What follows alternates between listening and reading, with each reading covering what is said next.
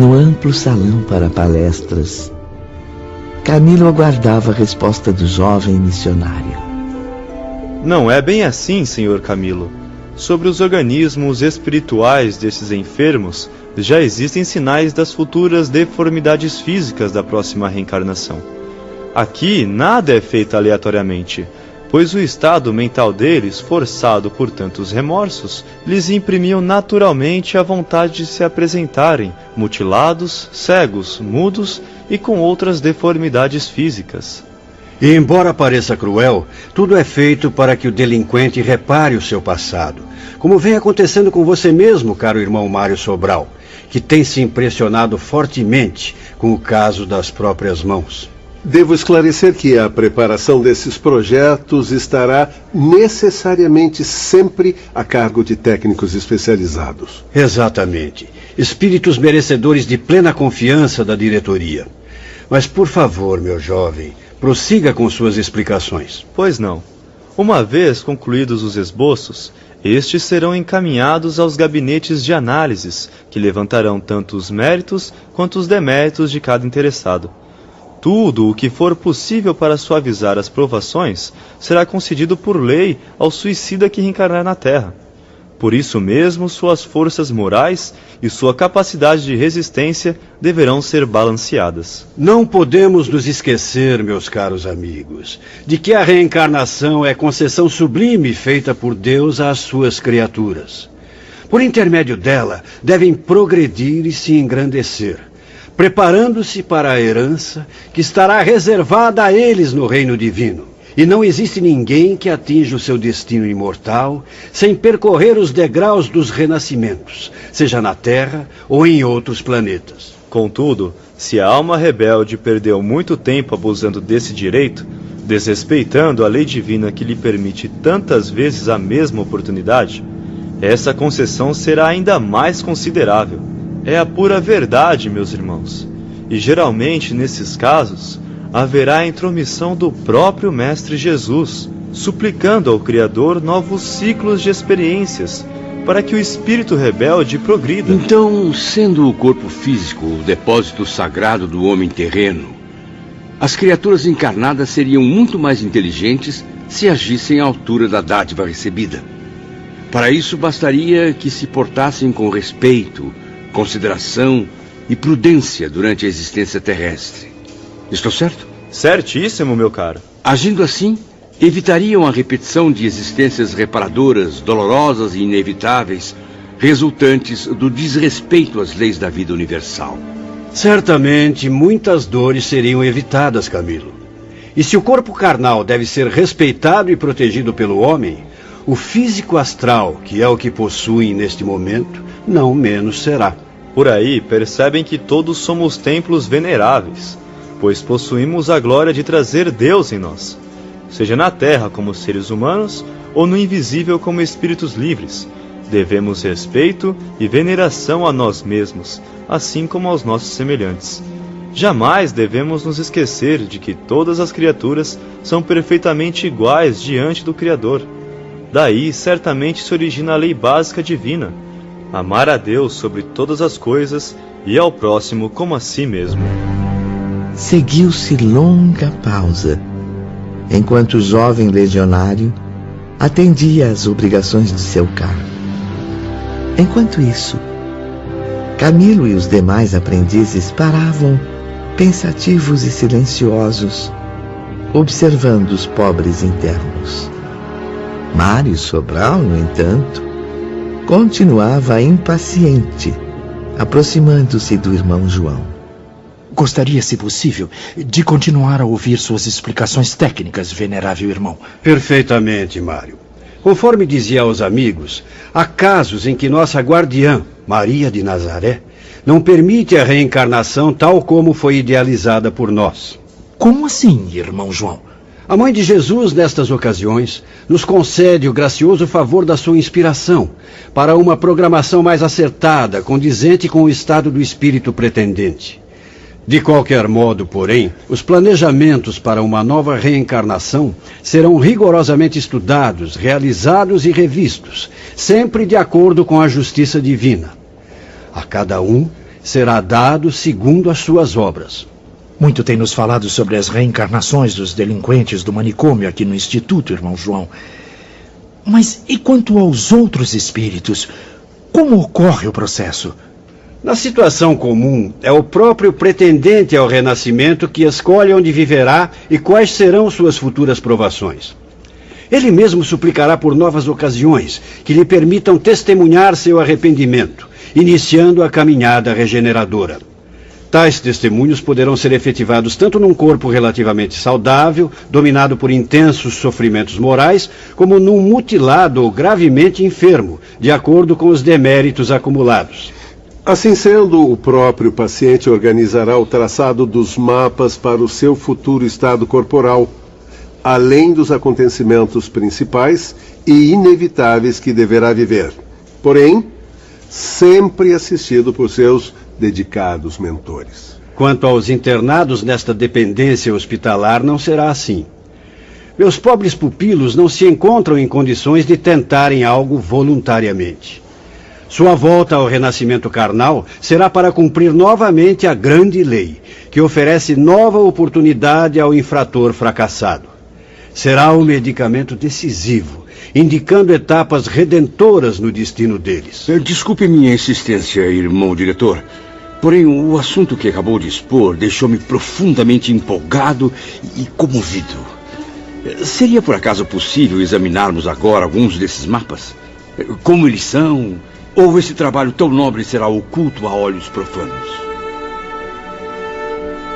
Camilo sentiu-se realmente comovido, até mesmo envergonhado, lembrando-se de que também era réu, que se suicidou para fugir à cegueira dos olhos.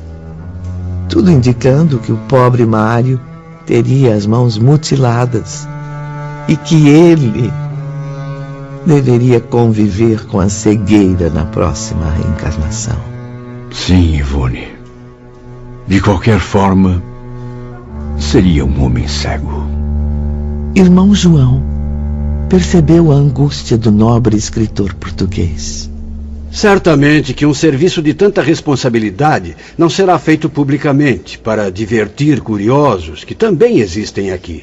Porém, com recomendações superiores, as câmaras poderão ser abertas à visitação de vocês. Então poderemos conhecer os preciosos mapas de reencarnações? Oh, meu Deus! Quanta honra concedes a mim, um espírito tão infeliz. Serão encaminhados às câmaras, estou certo, como parte do programa instrutivo, meus filhos. Procurem aprender e evoluir através dos conhecimentos que lá receberão. Insista em não desanimar diante do futuro, meu caro Camilo. Confie, acima de tudo, na grandiosa ternura de Jesus, o guia infalível dos nossos destinos. E lembrem-se também, todos vocês, de que Deus é a eterna fonte de energia para a vitória sobre si mesmos. Suaves vibrações emanavam do pavilhão indiano. Camilo e seus companheiros recolheram-se às meditações noturnas. Era um momento solene em que a colônia se consagrava à comunhão mental com Maria de Nazaré.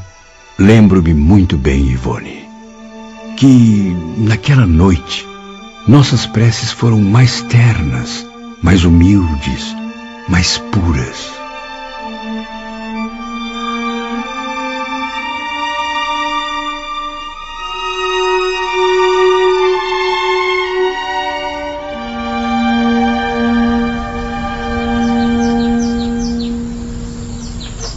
Na manhã seguinte... Bom dia, meus amigos. Bom dia. Bom dia. Sugiro que a programação de hoje comece pelo isolamento. Encontra-se ali seu amigo Jerônimo de Araújo Silveira. Será uma ótima oportunidade para visitá-lo. Pobre Jerônimo. Estávamos mesmo muito preocupados com seu estado, Dr. Carlos. Estou certo de que ele se sentirá confortado com a presença de todos. Ao mesmo tempo, vocês cumprirão o suave dever de fraternidade e solidariedade. Vamos, meus caros. Já esperam por nós. Podíamos contemplar ao longe o planalto onde uma pequena cidade abrigava o setor de isolamento. Ao longo dos caminhos por onde passávamos, destacavam-se canteiros de açucenas e rosas brancas, tornando a paisagem um tanto melancólica. Como estará o nosso amigo Jerônimo, hein? Certamente arrependido. Profundamente arrependido, meus caros. Arrependidos todos estamos, professor Bellarmino. Ou não? Sim, Sr. Camilo. Mas cada um à sua maneira, com a sua própria intensidade. E todos seguiam viagem, conversando normalmente, pouco notando que já não eram homens, e sim espíritos livres dos envoltórios carnais.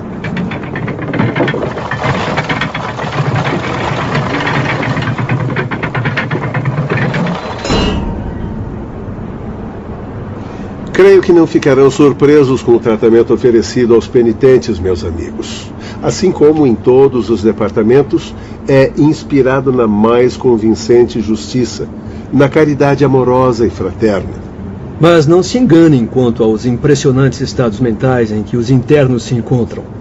Asilados além destes muros imensos, protegidos por esta ponte levadiça, há indivíduos precisando de ajuda. São colegas seus, a quem as dores impostas pelo desânimo ou a revolta superam as do arrependimento. Pelo jeito, estão muito mais do que arrependidos. Nesses corações desolados, o arrependimento é frágil. Limita-se à conclusão de que o suicídio lhes serviu somente para prolongar os sofrimentos, antes julgados insuportáveis. Além da decepção de se reconhecerem com vida, mas separados dos seus objetos preferidos. Mas em que, na verdade, o isolamento é especializado, Dr. Roberto? Que tipos de enfermos são trazidos para cá? O isolamento é especializado nos casos sentimentais, meu caro João de Azevedo. Estou certo, meu pai? Sim. Sim, pois sabe-se que o sentimentalismo levado ao excesso é uma doença capaz dos resultados mais deploráveis. Encontrarão aqui os mais variados casos de suicídios sentimentais. O que seria um suicídio sentimental, Dr. Carlos? Sentimento é algo muito abrangente. Na verdade, a meu ver, qualquer suicídio seria movido por algum sentimento ou pela completa ausência dele. Bem observado, professor. Mas consideramos aqui o suicídio sentimental aquele em que se é movido apenas pelo coração, levando-se em conta que o coração do criminoso encontra-se em desequilíbrio total. Daí, haverá desde o amante repleto de ciúme até o chefe de família desorientado por problemas difíceis ou o pai dominado pelo desânimo diante da morte de seu filhinho adorado. Entraram. Tristeza geral dominava o ambiente. Insatisfeitos, os hóspedes demonstravam expressões impacientes, entregues à dor, sem se animarem a esforços para vencê-la. Camilo estava curioso. Quem é o responsável pela direção? A direção interna do isolamento, assim como a da torre, é confiada a um sacerdote católico, nobre conselheiro e educador iniciado nas altas doutrinas secretas, cientista exemplar, espírito único, possuidor de muitos méritos. Aliás, Camilo, todo o grupo de auxiliares é constituído de religiosos católicos. Com exceção do corpo clínico, que se compõe de psiquistas iniciados. O maior desafio é afastar os internos das atrações pelas paixões mundanas e pessoais. Cabe à nossa instituição instruí-los para as resoluções decisivas, as renúncias, a verdadeira fé cristã. Mas cabe ao diretor do isolamento falar a eles a respeito do Evangelho da Verdade de Deus, o eterno clarão das realidades, verdades sublimes que deverão aceitar para venerar devidamente o Criador de toda a humanidade. O próprio diretor os instrui frequentemente sobre a vida no mundo espiritual, expondo a eles observações e experiências. O objetivo é fazê-los compreender que a religião e a ciência podem caminhar juntas, que sentimentalismo excessivo vai contra os ensinamentos divinos. Muito bem. Vejo que já falaram tanto sobre a minha pessoa que talvez nem precise me apresentar. Não percebi sua presença. Realmente estávamos comentando sobre as suas dedicadas atribuições nesse departamento. Antes de tudo, muito bom dia, meus irmãos. Padre Miguel de Santarém a seu dispor. A visita foi breve, porém muito proveitosa aos aprendizes. Camilo e os demais estavam ansiosos. Afinal, a ida ao isolamento tinha um objetivo específico. E então podemos visitar o nosso pobre colega Jerônimo? Fizeram muito bem em vir, meus filhos. Fico feliz com seu afetuoso interesse por esse companheiro de jornada tão carente de reconforto. Bem lembrado, padre. É um companheiro de jornada. Sendo assim, não podemos seguir nossa viagem rumo ao progresso sem ao menos saber como ele se encontra. Visitar um enfermo, procurando reanimar com a presença confortadora o pobre detento entristecido, é obra digna de muitos méritos. Jerônimo vai ficar satisfeito. Já o mandei chamar. Logo ele estará aqui. Já tivemos oportunidade de conhecer sua história e sinceramente gostaríamos muito de vê-lo reabilitado. Seu amigo está em fase de transição precursora rumo ao restabelecimento. Graças a Deus. No entanto, notarão que Jerônimo ainda apresenta o mesmo padrão dos demais internos. Mantém-se um tanto apático, pessimista. Mas o quadro é esperançoso, reverendo? Como digo a todos os enfermos, só depende dele próprio, meu filho. Mas sim, creio que após vencer a indiferença, esquecer a revolta resultante de tantas desilusões, estará preparado para reencarnar. Tenho certeza disso. O antigo mercador de vinhos vencerá todos os desafios. E para isso ele conta com assistência rigorosa, pois ainda carece de profundos cuidados.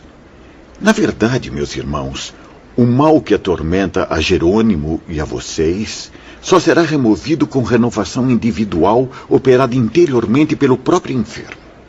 Jerônimo, pobre criatura. Não é contraditório sofrer por amar demais? A paixão desequilibrada pela esposa e pelos filhos não representa o amor que o Cristo nos ensinou.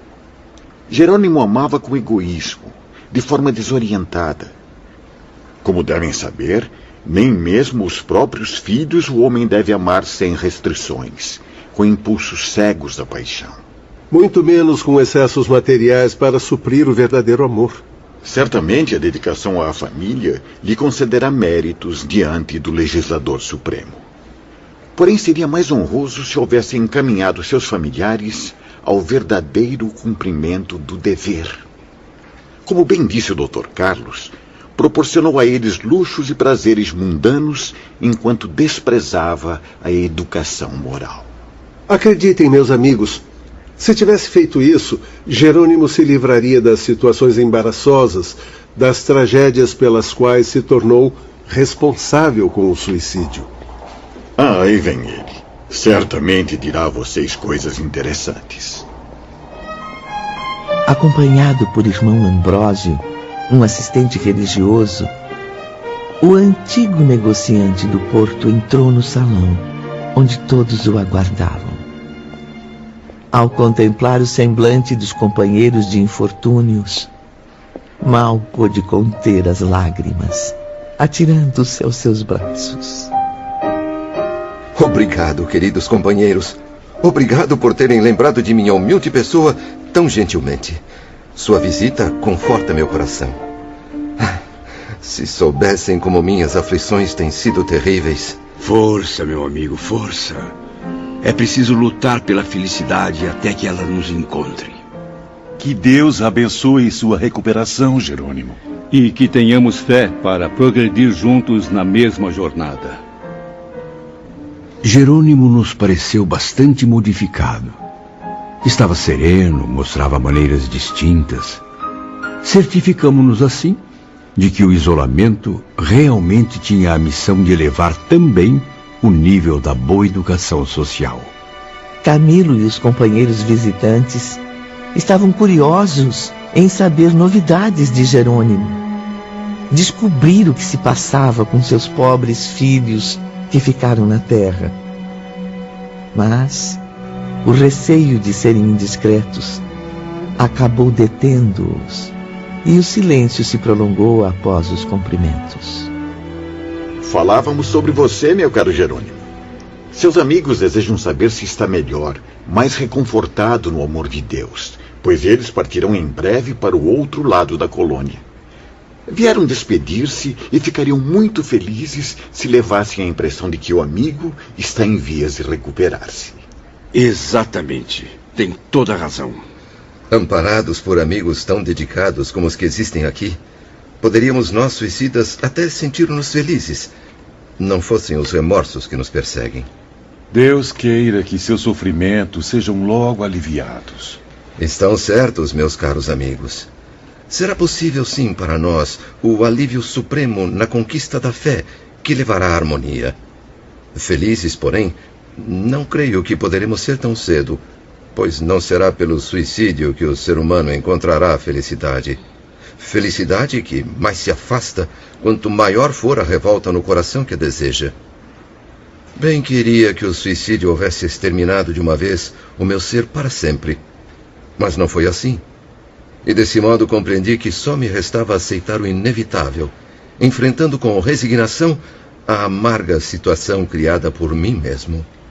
Isso, meu filho. Não desanime. Lembre-se do que falei a você sobre fortaleza de ânimo. Sou devedor do irmão Miguel de Santarém pela sua bondade, conselhos e exemplos, assim como de seus abnegados assistentes pela transformação que vem se operando em mim. Graças a Deus. Assim como vocês, sorvi o meu cálice de fel. Traguei muitas amarguras entre gritos de desespero e blasfêmias de condenado. Mas hoje sinto-me outro indivíduo, ressuscitado dos escombros da descrença pela confiança no Ser Supremo. Sim, meu filho. A fé não verdadeira pode até satisfazer a sociedade, mas nunca ao Criador. Eu poderia ser feliz, meus amigos, de algum modo, rodeado com a atenção destes nobres protetores, convencido dos deveres que me cabem, disposto a enfrentá-los com otimismo. Mas cometi um crime grave, de extensas consequências a mim e aos meus familiares. Vejo-me carregado de falhas, e não posso de nenhum modo me sentir satisfeito em parte alguma. O arrependimento ardente tortura minhas horas, exigindo resgate imediato para que a serenidade retorne ao meu coração. E assim será feito sob a luz de nossa protetora, Maria de Nazaré.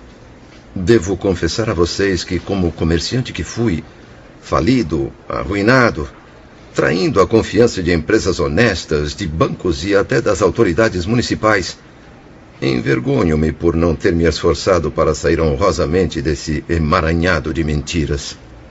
Fico tão envergonhado de ter pensado que resolveria tudo através do suicídio, que o vermelho só sairá do meu rosto quando eu for novamente comerciante.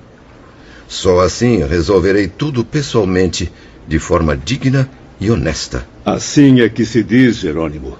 E Deus há de ter misericórdia. Ah, que ato indecoroso cometi perante a sociedade, meus amigos. Eu não paguei o que devo. Eu fraudei os sagrados direitos da pátria, da terra abençoada em que vivi. Tenho empréstimos vencidos, contas e mais contas a pagar. E até hoje nada resgatei. Felizmente, porém, a lei da sábia providência confere ao espírito falido meios honrosos para libertar-se dessas situações. Jerônimo, num futuro não muito distante, poderá reparar tais compromissos, recuperando a própria consciência, servindo-se de novas experiências e oportunidades, graças à reencarnação. E acreditem, meus filhos, ele está bastante animado para a nova jornada. Fico muito alegre de saber que está decidido a lutar pela vitória, amigo Jerônimo. Eu rogo aos céus que as forças se multipliquem em sua alma, pois, quanto a mim, a única coisa que aumenta é a dor. Sinto-me desencorajado a realizar essas terríveis experiências, mesmo torturado por tantos remorsos. A prece que aprendi a praticar, as súplicas que aprendi a dirigir a Maria, concederam-me a trégua necessária para reunir os pensamentos e fixá-los no bom raciocínio. Isto, meu caro Mário Sobral, foi a chave para a solução de muitos problemas que eu considerava insolúveis. A infelicidade de meus filhos, a conduta de Zulmira, prostituída e desprezível, e minha incapacidade de vencer honestamente as circunstâncias da miséria, tudo isso me levava à loucura. A prece, porém, como meu bom conselheiro recomendava, corrigiu a anomalia. Pouco a pouco recobrei a lucidez, mas, mesmo assim, a situação de meus filhos ainda me deixava inconsolável. Jerônimo reanimava-se ao vigor das próprias lembranças. O grupo de aprendizes permanecia atento, vibrando com a narrativa. E tamanha era a vivacidade com que recordava os acontecimentos, tantas eram as expressões verdadeiras emitidas por sua memória, que acreditamos rever com ele tudo o que nos narrava. Certo dia, ao entardecer, estava praticamente só, perambulando tristemente pelo parque. Aproximava-se a hora do Ângelus, quando os legionários prestam saudação a Maria de Nazaré, mãe de Jesus. A unção religiosa sutilmente infiltrou-se no meu ser, conduzindo meu pensamento a Maria, a bondosa mãe dos pecadores e aflitos. Sentei-me na relva, disposto a recolher-me também. Com o coração repleto de fé, aguardei o solene momento da oração. E orei dessa vez, como nunca, jamais havia orado.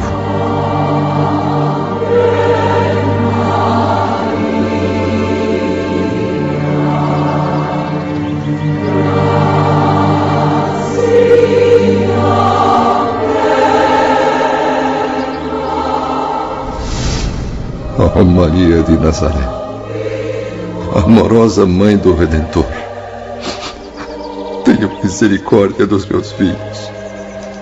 Interceda junto a Jesus, nosso Senhor, em benefício das crianças que abandonei à crueldade da miséria. Olhe por Margaridinha, minha pobre caçula atirada à lama das sarjetas. Por Albino, jogado ao cárcere porque não teve um pai digno.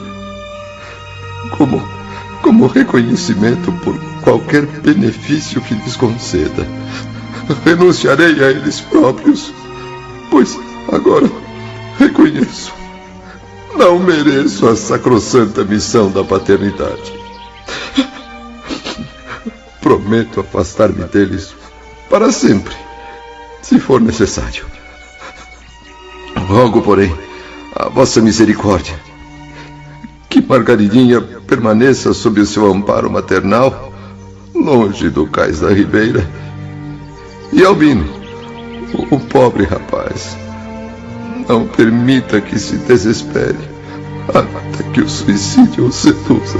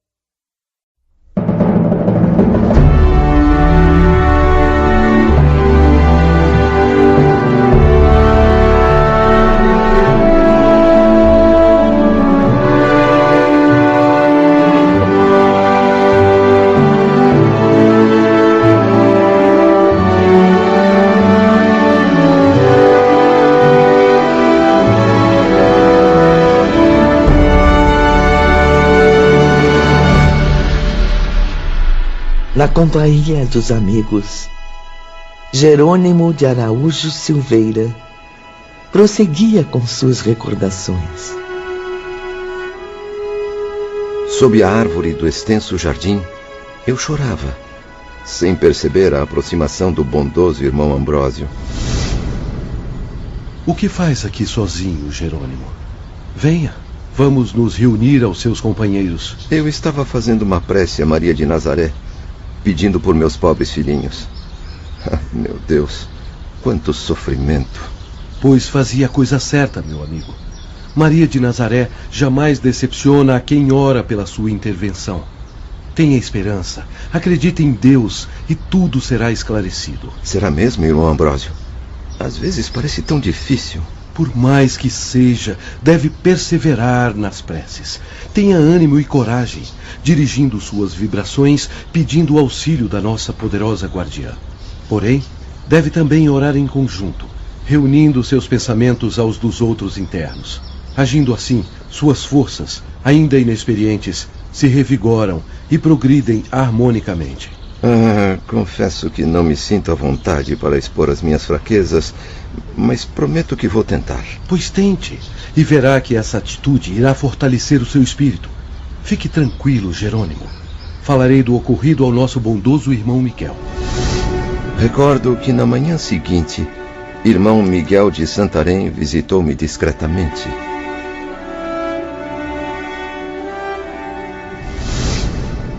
Bom dia! Venho convidar o amigo para que, unidos, solicitemos os favores que tanto deseja, Jerônimo. Mas será que atenderão às súplicas de um miserável como eu, que abandonou a família na desgraça?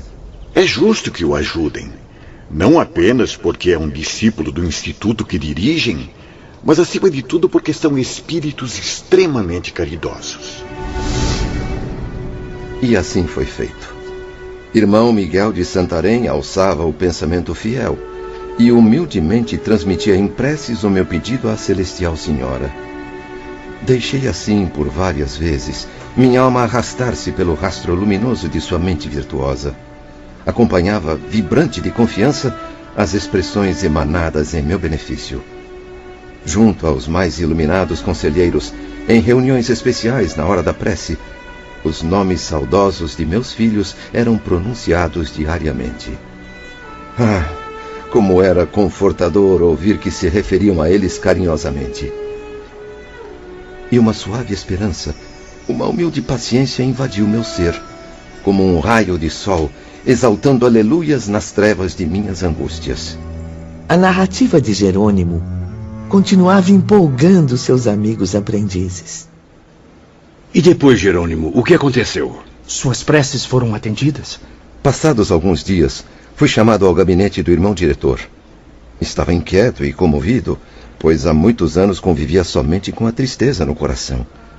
O diretor, porém, apresentou-me um pergaminho, uma espécie de papiro envolvido em raios de luz, dizendo-me em seguida: Antes de mais nada, dê graças ao Senhor todo misericordioso, caro Jerônimo. Suas mensagens a Maria, Mãe de Jesus, alcançaram êxitos perante as leis divinas. Aqui está a resposta de Nossa Amável Senhora atendendo ao seu pedido. Mas isso é maravilhoso! Louvada seja Maria, Mãe de Jesus. Obrigado, Senhor. Obrigado. Obrigado, Senhora. Nossos orientadores do templo mandam estas instruções, Jerônimo.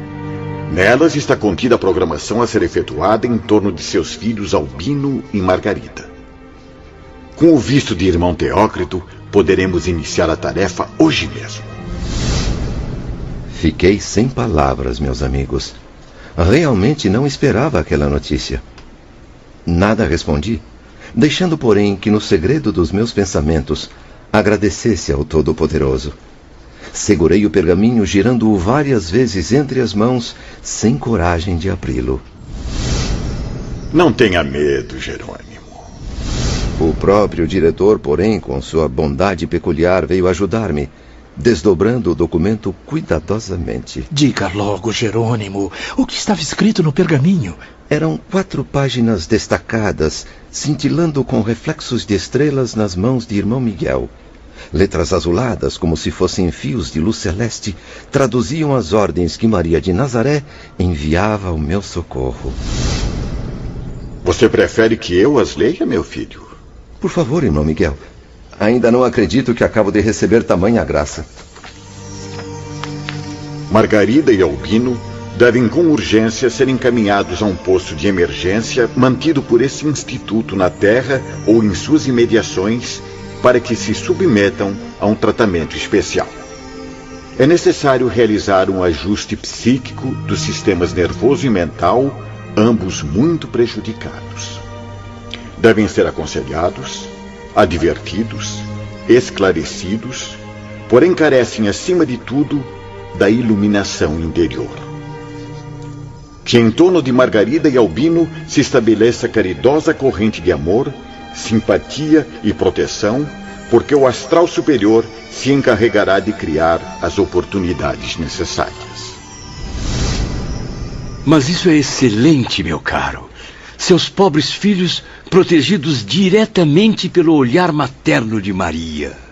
Devo confessar aos bondosos amigos, no entanto, que bem pouco até agora entendo dessas coisas. Narro-as como aquele que sabe de um fato por tê-lo presenciado, mas não tenho aptidões para análises mais profundas. E quanto às suas 2 outras filhas, o que acontecerá com elas? Quanto a Marieta e a Arinda, recomendaram-me que ficasse tranquilo. São honestas e trabalhadoras em harmonia com as situações que lhes cabem. Devemos nos concentrar, porém, no socorro ao infeliz marido de Marieta. É verdade, irmão Miguel. Esqueci-me dele nas minhas súplicas. Acalme-se. Ele não foi esquecido pela amável mãe do Senhor Jesus. Infelizmente, o rapaz está envolvido em vibrações inferiores, o que o faz maltratar a família. Preciso fazer alguma coisa.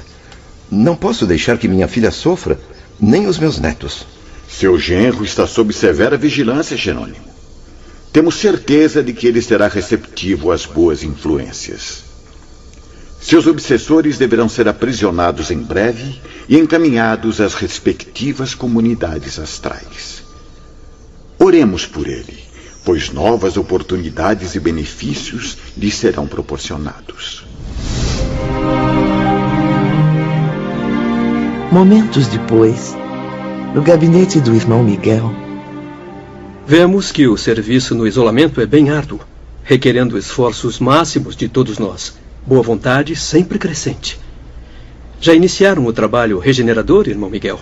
Que honra tenho em receber sua visita, Dr. Roberto. Sim, meu caro. E com muito bons êxitos, visto que tivemos a Mãe das Mães como patrocinadora. Assim, podemos prever excelente desfecho para estes casos de redenção. Posso obter maiores esclarecimentos sobre essa nobre tarefa, irmão Santarém? Com muito prazer, meu jovem amigo. Antes de tudo, é bom saber que contamos com o apoio de amigos generosos e sinceros. Assumi a direção desse projeto, certo de que receberíamos auxílio de nossa majestosa guardiã e a assistência dos nossos superiores no templo. Irmão Teócrito estava bastante otimista com os resultados. Sim, tinha certeza de que tudo seria aprovado logo que encaminhei a Teócrito e à direção-geral o pedido de voluntários para essa árdua tarefa. Lembrem-se de que para este tipo de trabalho não existe obrigatoriedade. Os obreiros para serviços externos devem oferecer espontaneamente a sua colaboração. E muitos ajudantes acabaram se apresentando, graças a Deus. Pena que não pude cooperar, irmão Miguel. Infelizmente, Camilo ainda não está em condições. Mas mesmo que estivesse, precisa compreender. Deveria ajudá-lo não apenas por tratar-se de um amigo. O bom voluntário auxilia aos mais necessitados, independentemente de laços familiares ou de amizade. Certamente, meu bom irmão Miguel. O pedido foi rapidamente atendido e logo fui chamado a uma reunião com os espíritos superiores. Todos se mostraram interessados, confiantes nesta sincera prática do bem. Antes de definirmos o programa, concluímos que seria melhor visitarmos os filhos de Jerônimo na Terra estudando o assunto e comparando-o com nossas possibilidades. Na noite do terceiro dia, após a homenagem que prestávamos diariamente à nossa guardiã na hora do Ângelus, partimos todos em direção à Terra. O carismático irmão Miguel atraía a atenção dos aprendizes, que pareciam viajar com ele através da imaginação. A luz doce da lua cheia clareava suavemente os caminhos do astral inferior por onde vagarosamente transitávamos. Meu caro irmão Santarém, uma dúvida. Por que desta vez utilizaram a levitação lenta como meio de transporte? As zonas pesadas por onde gravitaríamos não permitiriam altas velocidades. Para isso, Sr. Camilo, teriam que fazer um grande esforço, o que não conviria. Afinal, precisavam poupar energia para os serviços. Ah, meus caros amigos, com extrema emoção, finalmente avistamos os contornos da velha cidade do Porto. Em seguida, o conde Ramiro de Guzmán, que, como sabem, chefia as expedições do exterior, levou-nos a um giro pela cidade que tanto amamos. Posso até ver as imagens, sentir os aromas, ouvir o barulho das águas. Ah, quanta saudade. Desculpe-me, irmão Miguel, prossiga. Procurávamos Margarida Silveira pelas imediações do cais da Ribeira. E o douro inesquecível Camilo agitava-se docemente como poesia aos nossos ouvidos. Nós, portugueses, para quem os encantos da terra natal ainda não se extinguiram, apesar da longa permanência na pátria espiritual. E Jerônimo certamente fez parte da expedição? Oh, não seria prudente que ele nos acompanhasse. Cumpria-nos evitar o desgosto que teria ao se defrontar com realidades duríssimas. E Jerônimo, a bem da verdade, seria um problema para nós em vez de nos auxiliar. Mas afinal encontraram a pobre filha do Jerônimo?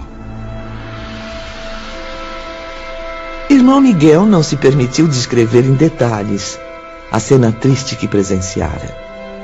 No entanto, pediu aos aprendizes que imaginassem um daqueles antros de vícios e libertinagens, como tantos que, infelizmente, existem na Terra. O local era classificado policialmente como de 5ª categoria. Como se pudessem existir vícios menos degradantes que os outros.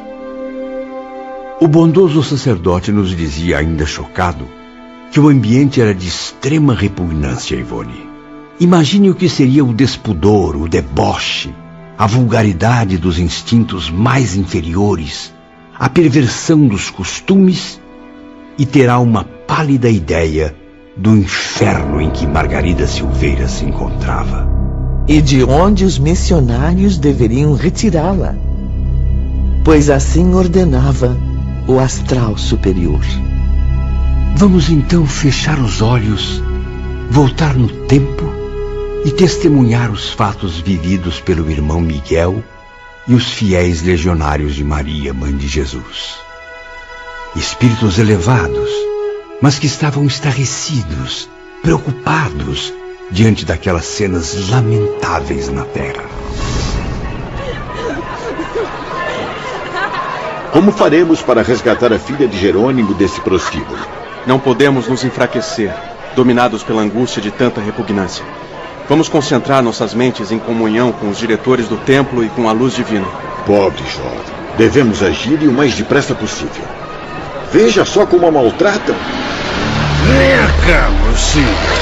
Onde é que você pensa de viver? Já tá querendo me trocar por outro? Primeiro, terá que beber essa taça de vinho em minha companhia. Tirem as mãos de mim! Deixe-me em paz, pelo amor de Deus! Não seja rebelde, minha flor. Vem cá, vem. Não. Escuta, se você sentar no meu